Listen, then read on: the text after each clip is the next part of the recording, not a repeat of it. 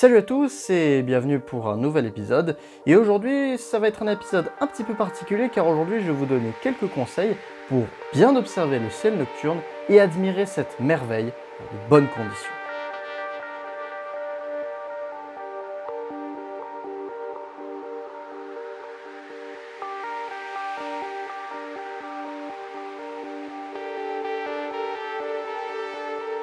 Le premier conseil que je peux vous donner, c'est dans quelle position vous allez être quand vous allez regarder les étoiles. Non, parce que vous n'allez pas commencer à rester debout et à lever la tête naturellement et à regarder le ciel comme ça pendant 1 ou 2 heures. Et si vous faites ça, vous risquez sûrement, et c'est ce qui m'est arrivé personnellement, c'est que j'ai commencé à avoir des douleurs au niveau du cou, puis aussi des difficultés après à faire des hauts et des bas avec la tête. Et ça, c'est vraiment pas agréable. La meilleure chose à prendre, c'est un transat. Tout simplement parce que ça permet d'avoir un appui au niveau de la nuque et de la tête, et ce qui permet ainsi d'avoir les yeux naturellement en orientation avec le ciel. Du coup, c'est beaucoup plus facile d'observer les étoiles comme ça, et ainsi ça évite de se détruire la nuque à chaque fois qu'on veut regarder les étoiles. Et ça, c'est pratique et c'est quand même beaucoup mieux. Cela s'applique aussi si vous voulez observer les étoiles avec des jumelles. Même si vous passez quand même plus de temps debout, là aussi, en étant assis sur un transat, c'est quand même bien meilleur. Après, je ne vais pas aborder tout ce qui est quand on a un télescope, quand on a des lunettes un peu plus spécifiques, parce que là, c'est une autre manière d'observer les étoiles et je ne vais pas aborder ça ici. Le but, c'est tout simplement de vous donner des conseils et surtout des astuces pour pouvoir que vous puissiez les mettre en place chez vous sans aucun matériel. Le deuxième conseil que je peux vous donner, c'est tout simplement de prévoir la météo. Non, parce que si vous commencez à vous organiser, à planifier quand est-ce que vous voulez observer les étoiles, etc., ou juste prendre le temps de faire ça, mais enfin bref, et que ce jour-là vous dites « je veux regarder les étoiles », mais qu'à ce moment-là, soit il pleut, ou alors il y a des nuages, ça va pas aider. Donc c'est franchement dommage si ça se passe comme ça. Donc, prévoyez la météo, essayez d'anticiper. Essayez de voir à quel moment ce soit le meilleur temps pour pouvoir regarder les étoiles. Le mieux, c'est qu'il n'y ait bien évidemment pas de pluie, mais surtout que ce soit le ciel le plus clean possible, qu'il y ait le moins de nuages possible. Comme ça, ça vous gênera moins dans votre observation. Et enfin, troisième conseil, et qui est le plus important, je pense, c'est de ne pas observer les étoiles dans une zone urbaine. Vous pouvez être dans la meilleure des positions, vous pouvez avoir tout ce qu'il faut pour pouvoir bien observer les étoiles, mais si vous êtes dans une zone urbaine avec beaucoup de pollution lumineuse, là c'est encore plus décevant, parce que là, vous vous rendez pas compte, mais en étant en zone urbaine, c'est compliqué d'observer les étoiles avec toute cette pollution.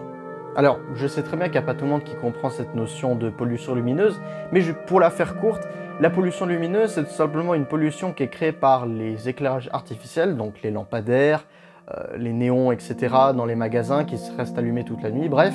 Et tout ça, ça crée de la lumière qui vient perturber notre œil et qui rend difficile à observer le ciel nocturne.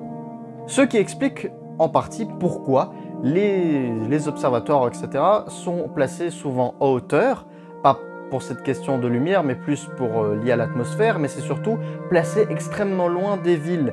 Le VLT, par exemple, qui est situé au Chili, il est vraiment très à l'écart des villes. Je pense même qu'il est au milieu d'un désert complètement vide, donc vraiment très très loin des villes. Et pareil pour les observatoires qui sont situés en haute montagne, c'est justement pour s'éloigner des villes et donc être à l'écart de toute cette pollution lumineuse. Donc bref, ce que vous devez faire, c'est que vous devez vous mettre extrêmement loin des villes, enfin pas extrêmement loin, mais vous devez plutôt vous mettre en périphérie des villes ou au bord des villes, ou voire même carrément à l'extérieur.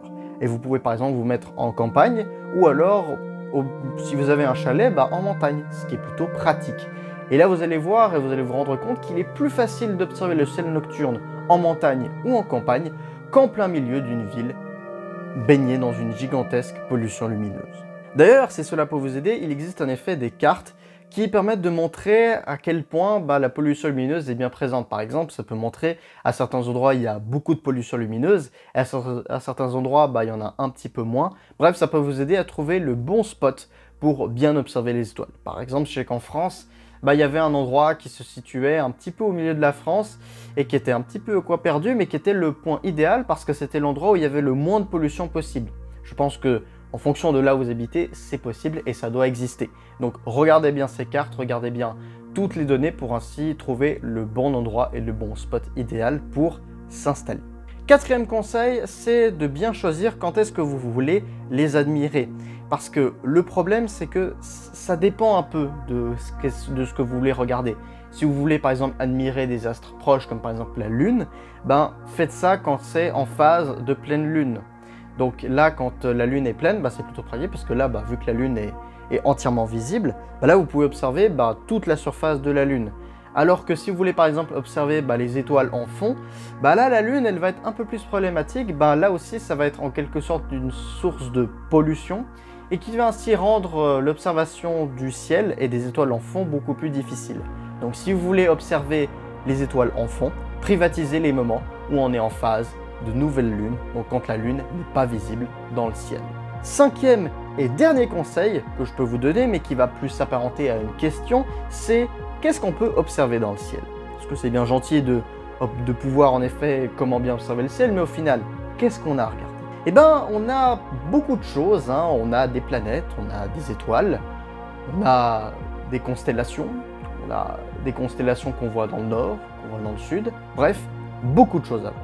Dans le ciel, il y a des étoiles, mais il y a aussi des planètes, comme par exemple Jupiter, Vénus, Mercure ou encore Saturne, qui sont les astres les plus lumineux dans le ciel, et aussi parce qu'ils sont les plus proches. Jupiter et Vénus, ce sont les astres normalement les plus faciles à trouver, c'est généralement les points les plus lumineux dans le ciel. On peut aussi voir de temps en temps Mercure et parfois Saturne. Mais si vous voulez par exemple vous aventurer et essayer d'observer par exemple Uranus ou Neptune, à l'œil nu, c'est quasiment impossible. Ces planètes sont beaucoup trop loin pour être visibles à l'œil nu, il faut donc obligatoirement un télescope. Dans le ciel, il y a certes des planètes, mais bien évidemment, il y a aussi majoritairement des étoiles. Et là, accrochez-vous bien, parce que là, en termes d'étoiles, il y en a beaucoup. Il y a certaines qui forment des constellations, comme par exemple la Grande Ourse, la Petite Ourse, le W de Cassiopée, ou encore plein d'autres constellations qui sont plutôt liées à l'astrologie, qui font partie de la bande du zodiaque. Alors la bande du zodiaque, c'est une bande qui regroupe toutes les constellations, comme par exemple Gémeaux, Taureau, Vierge, Balance, etc. et qui sont placées sur une bande, en gros, qui sont dans le plan de l'écliptique, et ainsi en fonction des saisons et des mois, on peut ainsi observer toutes les constellations. Et bien évidemment, en fonction des mois, vous ne pourrez pas observer toutes les constellations de la bande. En effet, si vous voulez observer Gémeaux, parfois vous pourrez par exemple ne pas pouvoir observer Taureau, puisque c'est de l'autre côté. Donc voilà, donc c'est à prendre en compte si vous voulez observer une constellation en particulier. Là aussi, il existe des cartes pour vous renseigner.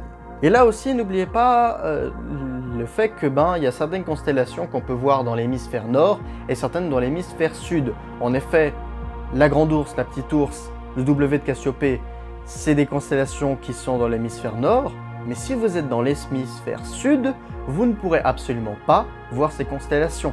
Elles sont de l'autre côté de la Terre, à part si vous êtes dans l'équateur, mais là je ne sais même pas si on peut voir les deux types de constellations. Mais bref, si vous êtes dans l'hémisphère sud, vous ne pouvez pas observer les constellations de l'hémisphère nord. Et dans l'hémisphère sud, là aussi, il y a tout un tas de constellations que vous pouvez voir, comme par exemple la plus connue, la Croix du Sud, qui est très présente. Par contre, la seule chose que vous pouvez observer dans l'hémisphère sud comme dans l'hémisphère nord, c'est la Voie lactée. Alors, la Voie lactée, ça veut tout et rien dire parce que en soi, on fait partie de la Voie lactée. Mais ce que je veux dire, c'est que vu qu'on fait partie de la Voie lactée, elle va s'apparaître comme une bande blanche qui va s'étaler dans le ciel. Et en réalité, cette bande blanche, en réalité, ça va faire une espèce de bande qui va ensuite, ça va être un dégradé, on va voir des petits points, puis ensuite ça va devenir très très lumineux au centre et ainsi ça va s'étaler un petit peu plus et ça va devenir moins lumineux, tout simplement parce qu'en fait on voit le centre de la galaxie et du coup ça fait une bande et qu'on a baptisé la Voie lactée. Et vu qu'on est à l'intérieur, on ne peut pas la voir en forme de spirale. Logique. Bref, j'espère que ces conseils vous seront utiles et que vous pourrez les mettre en place. Et n'hésitez pas à dire dans les commentaires si vous avez d'autres astuces pour essayer de faire des meilleures observations, sachant qu'aujourd'hui on est en été, donc il fait assez chaud, donc le ciel est assez clair, donc normalement il n'y a pas trop de nuages, etc. Donc c'est vraiment une bonne saison pour observer les étoiles. Et n'hésitez pas, si vous avez aimé la vidéo, à vous abonner et à liker et à lâcher un petit commentaire pour dire si la vidéo a été bonne ou mauvaise, si vous avez envie. Bref, n'oubliez pas, rien ne se perd, rien ne se crée, mais tout se transforme. À la prochaine.